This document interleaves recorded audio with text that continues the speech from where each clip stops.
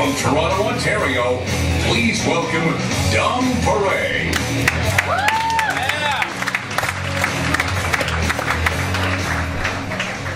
Yay! Huh?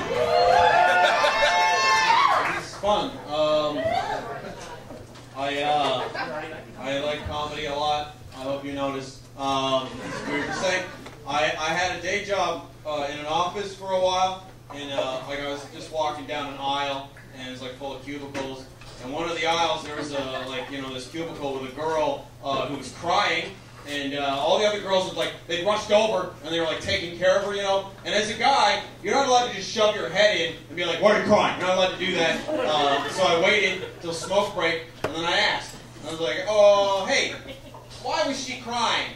And they're like, "Oh, her boyfriend called her the B word, and I cannot believe that a man would make a girl cry like that. What kind of a horrible monster of a man makes a girl cry? He's disgusting." I was like, you know what, I gotta be honest. I've made a girl cry before. It's not that hard. It's actually incredibly easy. Because girls will cry when they're too happy. What the heck is that? Like, oh man, I'm happy. Oh, too happy. Full circle right back to sad. It makes no sense. You get angry, you cry. Stress, PMS, gonna cry. Feeling fat today, going to cry. Bad haircut, gonna cry. Good haircut, nobody noticed, going to cry. Did your ex-boyfriend that you dumped just get engaged and you're not invited to the wedding? You're going to cry! Did you just remember something that made you cry before? You're gonna cry. Is your mom or your best friend crying? Guess what? It's contagious! You're gonna cry! So the thing is, look, it's easy. It's easy for women. You're allowed. You're allowed to cry. Nothing bad happens to you if you cry. For men, we're not allowed. Like, there's only 3 places that we're allowed, you know. Funerals, weddings, and our own kids being born, and never at work. Never, ever at work. Because look, if a girl cries at work, people rush over, you know. They give her support, they give her water, Kleenex, mascara for the touch-up, you know. The boss comes by, he's like, "Whoa, pretty stressful day for you. You know what? Take the rest of the day off. Don't worry about it. Get on out of here." If a guy cries at work, no one will give him eye contact to begin with. The boss comes by, he's like, "Hey, buddy, you know what you need? You're fired. Get out of here." Freaking us all out. It's ridiculous. It's too much. The thing that stuck in my head, it really just stuck in there, was that they actually said the B word.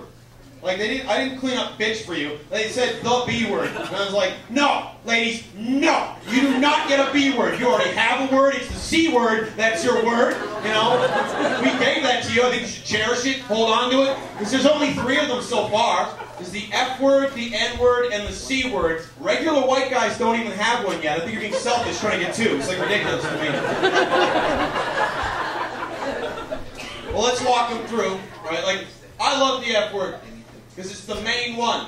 It's so flexible. It's the main one. You say F that, F this, I effing love it, I effing hate it. It's the base ingredient to swearing. It's gluten and peanuts. It's in fucking everything. It's the best.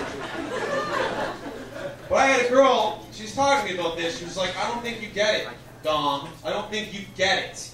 The C word is like the N word for women." And I was like, "Oh, that makes sense." For like 2 seconds. And I was like, "No, that's retarded. Let's talk about it."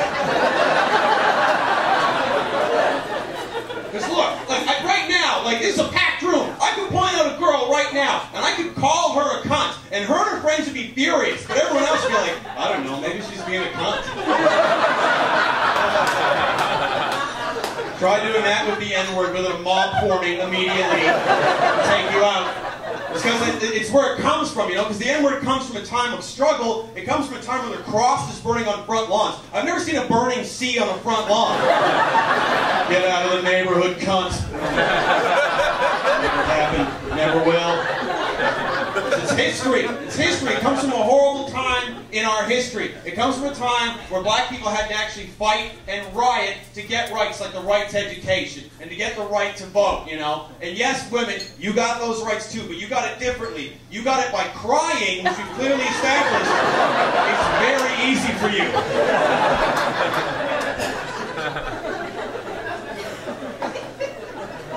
Now let's talk about bitches. Go in!